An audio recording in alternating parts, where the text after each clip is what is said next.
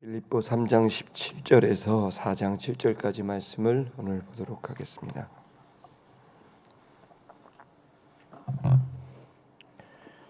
빌립보 3장 17절에서부터 우리 4장 7절까지 한 절씩 교독하겠습니다.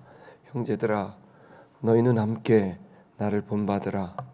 그리고 너희가 우리를 본받은 것처럼 그와 같이 행하는 자들을 눈여겨봐라.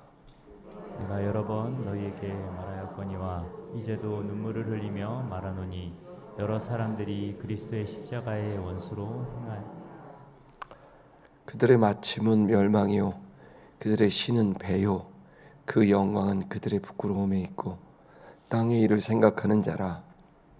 그러나 우리의 신인권은 하늘에 있는지라 거기로부터 구원하는 자 곧 주 예수 그리스도를 기다리노니 그는 만물을 자기에게 복종하게 하실 수 있는 자의 역사로 우리의 낮은 몸을 자기 영광의 몸의 형체와 같이 변하게 하시리라. 그러므로 나의 사랑하고 사모하는 형제들, 나의 기쁨이요 멸류가 아닌 사랑하는 자들아, 이와 같이 주 안에서 서라. 내가 유오디아를 권하고 순두개를 권하노니 주 안에서 같은 마음을 품어라.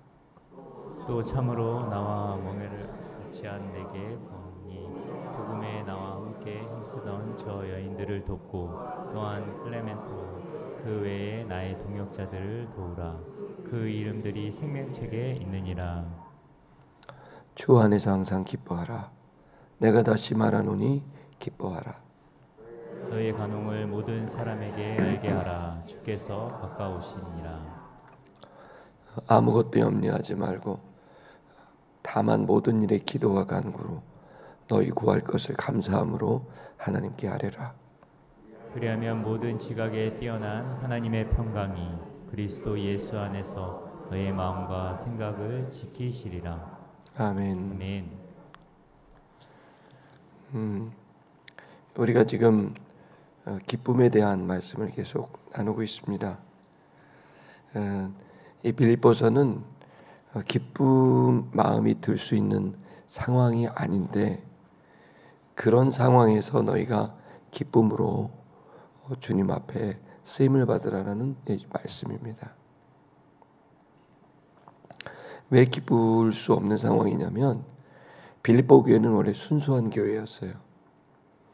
그런데 그 교회 안에 그 율법주의자들이 들어왔을 뿐만 아니라 또 그렇게 초기 이렇게 신자들 가운데 헌신했던 사람들이 갈등이 생기고 분열이 생기게 된 겁니다. 이 소식을 빌립보 소식을 로마 감옥에 있었던 바울이 듣게 되니까 기도하던 중에 이 빌립보서를 적게 된 거예요. 로마의 그 엄청난 압제, 기독교를 인육을 먹는 집단으로 모함하면서 기독교를 핍박하는 로마의 압제, 또 기독교를 사이비 이단으로 모함하면서 계속해서 공격하는 유대 지도자들, 그 속에서 굳건하게 힘을 모아 애를 써야 될 성도들이 오히려 분열하고 마음이 이렇게 갈라지게 되는 일이 벌어지게 되니까 이렇게 사역하는 것은 이들이 제대로 이런 어려운 상황에서 어떻게 사역해야 되는지를 잘 모르고 있기 때문에 이 빌립보서를 통해서 이런 외부적인 압박과 또 내부적인 갈등 속에서 우리가 어떻게 하나님의 일을 감당할 수 있는지를 잘 설명하고 있습니다. 그 주제가 뭐냐면 절대적 기쁨입니다. 그 절대적 기쁨이 그 속에 존재하는 한 어떤 외부적인 압력과 그 내부적인 갈등도 이겨내고 각 개인 한 사람 한 사람은 그리스도 예수를 닮게 되고 또 그 교회는 선교의 사명을 감당해서 인류 구원의 사명을 이룰 수 있다는 거죠. 어떤 마음으로? 감사의 마음, 기쁨의 마음, 은혜와 평강의 마음으로 감당할 수 있다는 거예요. 근데 그게 사실 가능합니까? 모함하고 공격하고 손가락질하고 싸우는데 어떻게 마음이 평강하고 어떻게 기쁘고 감사할 수 있겠습니까? 그러나 그 모든 출처를, 감사와 기쁨과 그 행복의 출처를 주님에게 뒀을 때 가능하다는 거예요. 아멘입니까? 그래서 이 신앙을 갖지 않으면 끝도 없이 배회하고 끝도 없이 열매가 없고 끝도 없이 자기 안에 갇힌다는 거예요. 그래서 오늘 우리는 이 빌립보서를 보고 있습니다. 이 본문의 말씀을 우리가 보면서 교회 안에 십자가의 원수가 되게 하는 그런 사람들도 들어와 있고, 그렇지만 그런 사람들이 아무리 있어도 너희가 기쁨 중에 또 그리고 행복하게 평강과 은혜 중에 사역할 수 있다고 말하고 있습니다. 먼저 우리가 보아야 될 것은, 가장 중요한 것은 그리스도를 본받는 삶에 대한 선언을 오늘 3장 17절에서 19절에 하고 있습니다. 빌립보 교회 임직자들에게, 직분자들에게, 감독과 장로와 집사들에게 그리스도 예수를 본받는 것에 대한 얘기를 하고 있습니다. 우리 17절의 말씀을 한번 읽어보겠습니다. 17절 시작. 형제들아, 너희는 함께 나를 본받으라. 그리고 너희가 우리를 본받은 것처럼 그와 같이 행하는 자들을 눈여겨봐라. 너희 눈에는 이 교회를 분열시키는 사람만 보이고 싸움하는 사람만 보이고 교회를 위태롭게 하는 사람만 보일 수 있어. 그런데 너희가 눈을 돌려야 돼. 그리스도를 본받으려는 사람이 훨씬 많아. 그리고 그리스도 예수를 본받으려는 사람들을 눈여겨봐야 돼. 그 말씀을 주시는 거예요. 그러면서 너희는 나를 본받으라 라고 말하면서 너희가 내가 어떻게 살아가고 있고 어떻게 사역하고 있는지를 본받았으면 좋겠다. 저도 여러분에게 권합니다. 저를 본받으십시오. 아침에 이렇게 얘기하니까 좀 불편하십니까?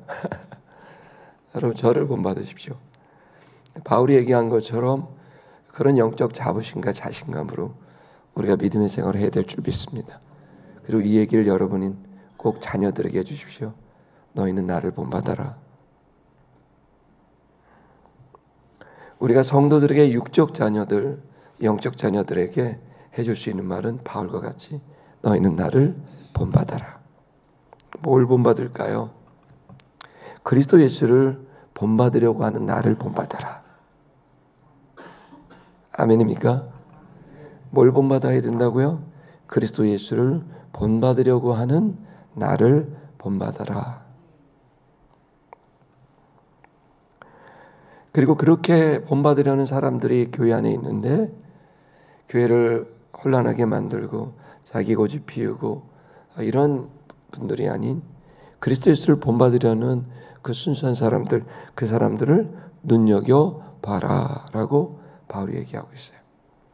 여러분, 언젠가는 우리 모두는 지금까지는 좀 연약하지만 언젠가 우리가 그리스도 예수를 본받으려고 애쓰다 보면 어느 날은 그리스도 예수 본받으려는 때도 있고 어쩔 때는 그리스도 예수가 아니라 나를 고집하고 나를 주장할 때도 있지만, 그러나 우리는 믿어야 됩니다. 그리스도 예수를 본받는 그 삶을 모든 이들이, 모든 성도가 그렇게 붙잡고 나아갈 수 있는 날을 우리는 이 아침에 기도해야 될 줄 믿습니다. 그래서 지금은 그들이 하나님에게 원수짓하지만, 교회에 원수짓하지만, 그러나 그들도 회개하면 하나님 앞에 잘 쓰임받을 수 있다라는 겁니다. 그러므로 여러분이 기쁨을 빼앗기지 마세요. 그리스도 예수가 주신 은혜와 평강, 그 감사와 행복을 빼앗기지 마세요. 18절을 보겠습니다. 18절 시작. 내가 여러 번 너에게 말하였거니와 이제도 눈물을 흘리며 말하노니 여러 사람들이 그리스도의 십자가의 원수로 행하느냐. 사실 그렇다. 십자가를 지지 않고 자기만 고집한다. 이런 사람들 있다. 전에도 내가 얘기했지만 지금도 얘기하고 그런 사람들이 있다. 여러분, 빌립보 교회에 있다면 시티미션 교회에 없겠습니까? 여러분일지도 모르죠. 날지도 모르죠. 여러분, 우리는 우리 자신을 이렇게 새벽에 경건을 하는 이유는 나를 주님 앞에 세우려고 하는 거죠. 나를 주장하는 게 아니라 주님을 주장하려고 이 아침에 우리를 깨워 주 앞에 온 줄 믿습니다. 근데 애석하게도 그리스도의 십자가의 원수를 행하는, 원수처럼 행하는 자들이 교회 안에 있었습니다. 그들의 특징은 어떤 걸까요? 19절을 보겠습니다. 읽겠습니다. 그들의 마침은 멸망이요 그들의 신은 패요 그 영광은 그들의 부끄러움에 있고 땅의 일을 생각하는 자. 근데 이제 안타깝게도 그들의 결과는 멸망일 거다. 그들은 교회 안에 있지만 누구는 구원은 영생을 향해 가지만 어떤 사람들은 멸망을 향해 간다. 그들은 주님을 믿는다고 말했지만 사실 주님을 믿는 것은 아니다. 그리고 그들의 신은, 그들이 믿고 있는 신은 자기 배다. 자기 중심, 나 자신, 내 욕심, 내 배를 채우는 것, 내 욕심을 채우는 것, 이게 그들의 신이었다. 그들의 영광은 빛나고 아름답지 않다. 그들의 영광은 부끄럽고 민망하다. 그들은 정확히 땅의 일을 생각한다. 하늘의 일을 생각하지 않고 땅의 일을 생각한다. 여러분, 좀 뜨끔뜨끔하지 않습니까? 여러분, 이 말씀을 바울은 정죄하려고 준 게 아니라 그들에 대한 이해뿐만 아니라 너희 자신도 그들과 합류하지 말 것. 너에게 있는 은혜와 평강, 기쁨과 감사를 잃어버리지 말고 너희가 온전한 믿음, 그리스도를 본받는 믿음을 추구하라는 그런 권면인 줄 믿습니다. 20절을 보면 읽겠습니다. 20절 시작. 그러나 우리 시민권은 하늘에 있는지라 거기로부터 구원하는 자 곧 주 예수 그리스도를 기다리노니. 이렇게 되어 있죠. 우리의 시민권, 우리 혹시 원전 노트 보여주실 수 있나? 20절만. 우리의 시민권은, 즉 우리의 정체성, 우리의 위치는 이 땅이 아니라 하늘에 있다는 겁니다. 우리는 대한민국을 살지만 그러나 여러분의 영원한 시민권은 하나님 나라인 줄 믿습니다. 그리고 그것은 하늘에 있습니다. 여러분, 우리 고국으로 돌아갈 날이 머지않았습니다. 아멘. 근데 왜 거기 그렇게 가면 좋냐면요, 거기로서 거기에 뭐가 있냐면 구원하는 자가 기다리고 있기 때문에 그곳을 가고 싶어 한다는 겁니다. 여러분, 우리를 온전히 구원한 예수는 이 땅에 있기보다는 이 땅에서 인도하시며 여러분 저 하늘에서 우리를 기다리고 있음을 믿습니다. 그는 누구일까요? 주 예수 그리스도입니다. 그분이 우리를 기다리고 있어요. 왜 기다리고 있을까요? 왜 기다리고 있을까요? 21절에 나옵니다. 21절 보겠습니다. 우리를 변화시키려고 기다리고 있습니다. 어떻게 하신다고요? 변화시킨다. 이것은 완전한 질적 변화를 의미합니다. 예수 그리스도가 우리를 구원하시는데 지금은 우리를 구원했지만 우리의 인격과 삶은 부족하죠. 그래서 여러분, 저 하늘에서 우리를 기다리고 있어요. 우리의 부족한, 우리의 몸, 우리의 낮은 몸, 낮은 수준의 인격, 낮은 수준의 삶, 낮은 수준의 인생, 낮은 수준의 내 몸을 자기의 영광의 몸의 형체와 같이 자기처럼 예수 그리스도와 똑같은 형질로 우리를 뭐 하시려고? 변화시키려고 우리를 기다리고 있다고 말씀합니다. 역사하시려고, 그것은 모든 만물을 자기에게 복종하게 하실 수 있는 그 역사로 우리를 변화시키려고, 그 힘으로 우리를 변화시키려고. 여러분, 주님만이 우리를 온전하게 완전하게 변화시킬 수 있습니다. 여러분, 그 날이기 때문에 우리는 소망하는 겁니다. 낮은 수준의 인격과 내 삶은 언제나 나에게 짐이 되고 부끄러움이지만, 그러나 우리가 이 세상의 모든 생활을 마치고 무거운 몸을 벗고 주님 앞에 갔을 때 나의 구원자 예수 그리스도는 나를 기다리고 있습니다. 나를 자신과 똑같은 형질로 온전하고 완벽하게 영화롭게 변화시키려고 우리를 기다리고 있습니다. 여러분, 그것이 저와 여러분의 운명입니다. 자, 그렇다면 우리는 어떻게 살아가야 될까? 5가지를 얘기하고 있어요. 첫 번째로 4장 1절의 이하의 말씀은 주 안에서 굳세게 서 있으라는 것입니다. 바울은 1절에 뭐라고 말하냐면, 그러므로 형제들아, 나의 사랑하고 사모하는 나의 면류관이고 기쁨인. 여러분, 바울이 얼마나 빌립보 교회 그 장로들과 감독들과 성도들을 사랑했는지.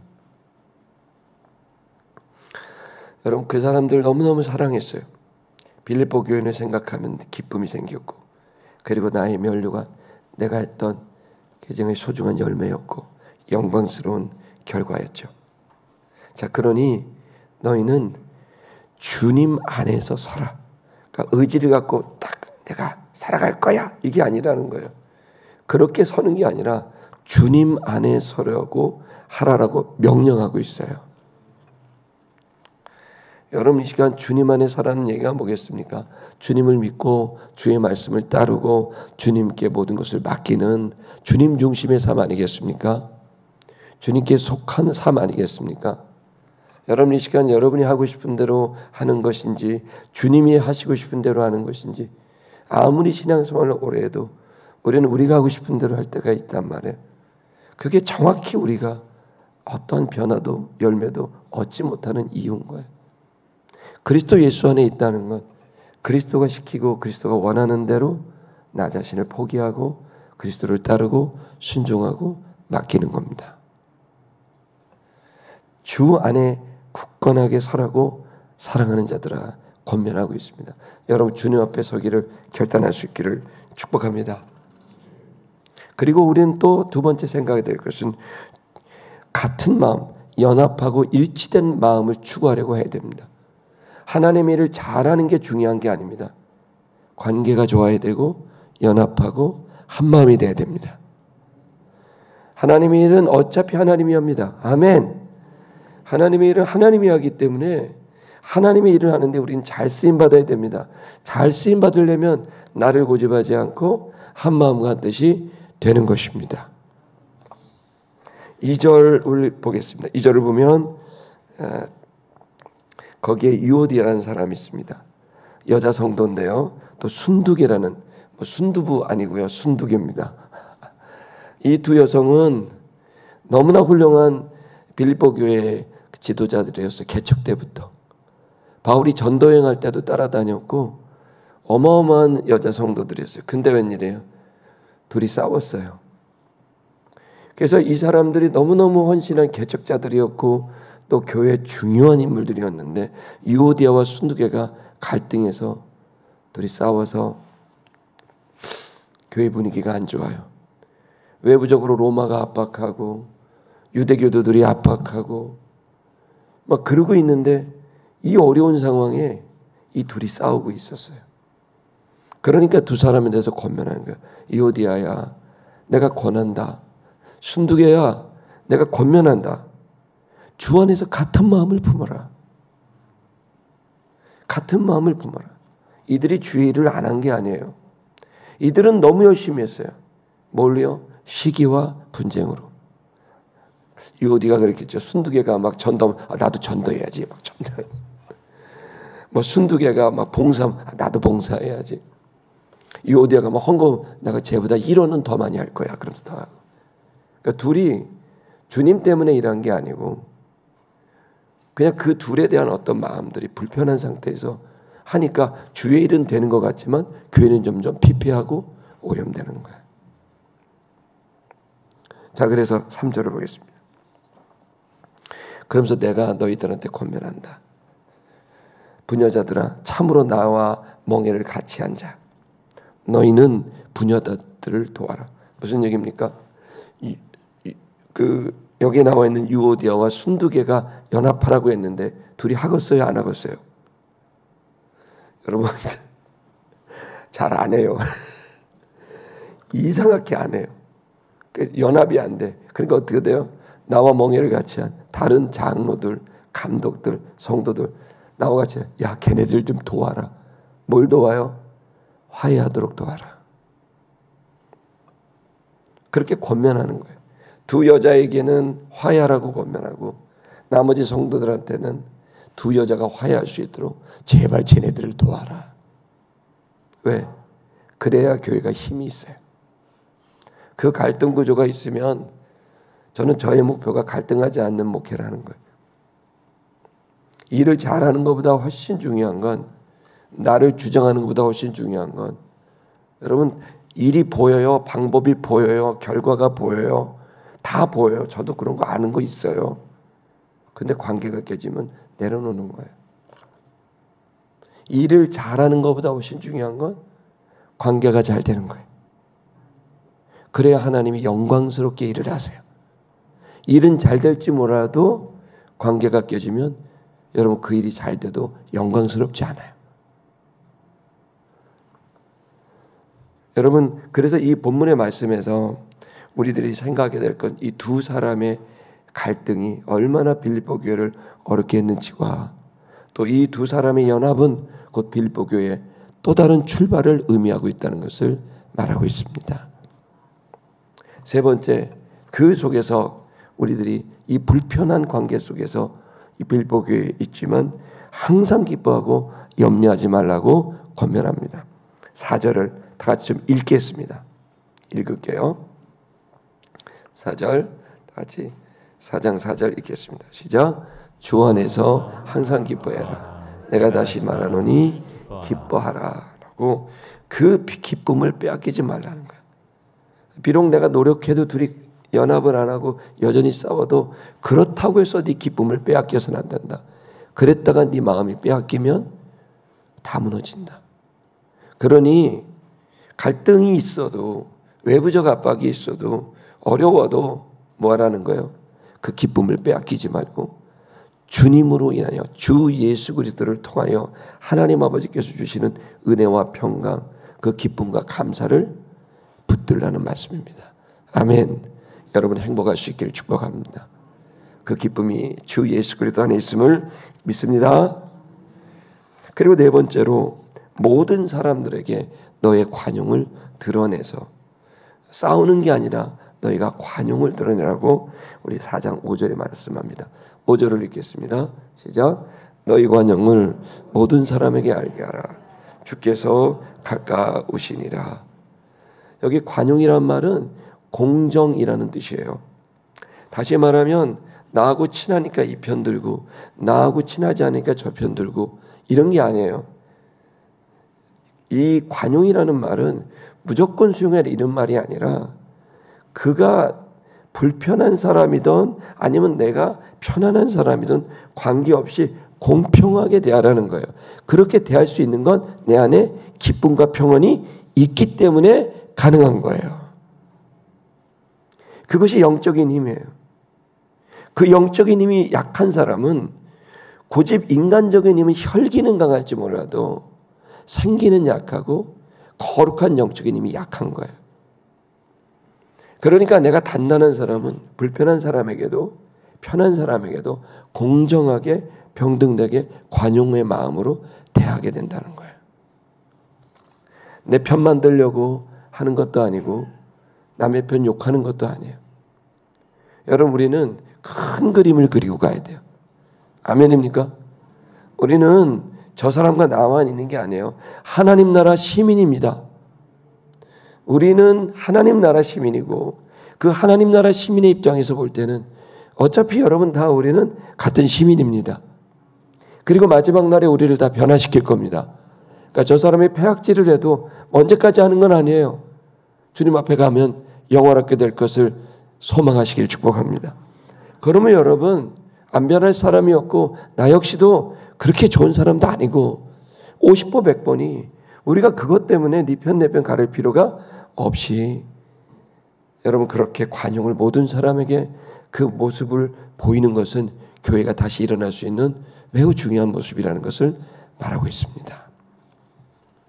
마지막 5번째 뭐라 할까요? 기도와 간구로 여러분 간절히 기도하고 간구하라고 되어 있습니다. 6절을 읽겠습니다. 시작.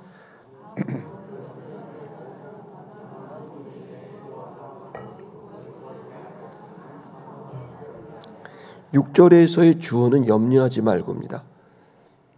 빌립보 교회를 보면 빌립보 교인들이 가장 큰 문제는 순두계와 유오디게가 싸운 것도 아니고 그것도 싸운 것도 문제지만 그들의 싸움도 사실은 본질적인 문제도 아니에요. 또 로마의 모함과 압박도 유대인들의 모함과 압박도 그것도 심각한 문제지만 그게 진짜 문제가 아니에요. 진짜 문제는 뭐예요? 불안감이에요. 염려하는 마음이에요. 야, 어떡하냐. 큰일 났다. 진지한 척하고 똑똑한 척하면서 그렇게 얘기하는 이 두려워하고 염려하는 이 마음이 빌립보 교회의 가장 큰 문제. 그렇다면 기쁨의 반대말은 뭘까요? 염려함입니다. 그 염려와 불안이 기쁨의 반대말이에요. 이 염려라는 이 바이러스가 빌립보 교회에 퍼지고 있는 거예요.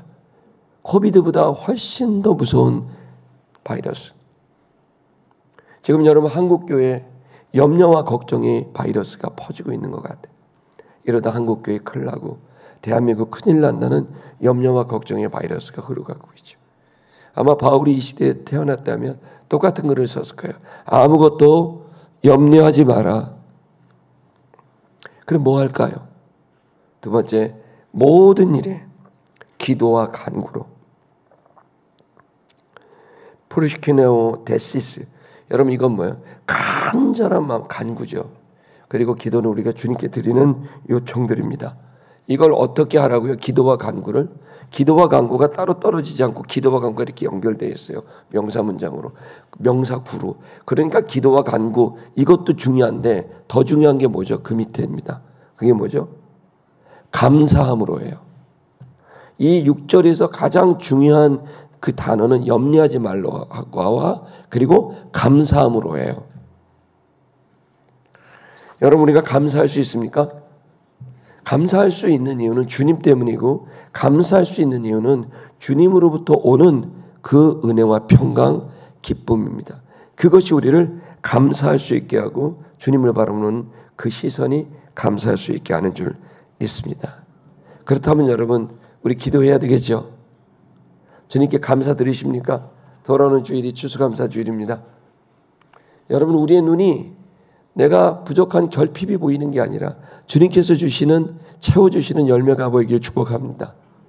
갈등하고 괴로워하는 그런 사람들이 아니라 그리스도 예수를 본받으려는 사람들이 많아진 것에 대해서 감사할 수 있기를 축복합니다. 여러분 우리가 그래서 주 안에서 굳게 서서 같은 마음을 품으며 그리고 기쁨을 놓치지 않고 기뻐하며 염려하지 않으며 관용을 나타내며 무엇보다도 기도와 간구를 감사함으로 드리게 된다면 어떤 일이 벌어질까요? 네, 빌립보 교회는 다시 일어날 겁니다. 빌립보 교회는 그야말로 기쁨의 교회로 면류관 같은 교회로 일어날 것이고 성도 한 사람 한 사람들은 주님을 닮아가게 되지 않겠습니까? 초대기에 수많은 교회들이 있었는데 바울에게 정말 소중한 교회를 꼽으라면 빌립보 교회라는 말을 들어본 적이 있습니다. 왜일까요? 빌립보는 언제나 바울의 모든 전도 여행의 동역자였고 후원자였고 그런 그 교회가 지금 흔들흔들하니까 바울은 빌립보서를 통해 하나님께서 명령하심으로 이 편지를 적었습니다. 여러분 기쁨을 놓치지 않기를 축복합니다. 그 기쁨으로 감사함으로 기도하고 간구할 때 주님은 우리를 통해 역사해 주실 줄 믿습니다. 여러분의 가정이 그럴 것입니다.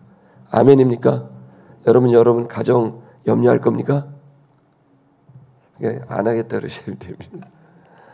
여러분의 가정을 위해 기도와 간구로 감사함으로 들으십시오. 하나님은 감사하면 더 큰 감사를 우리에게 주신다는 말을 들은 적이 있습니다. 그대로 될 줄 믿습니다.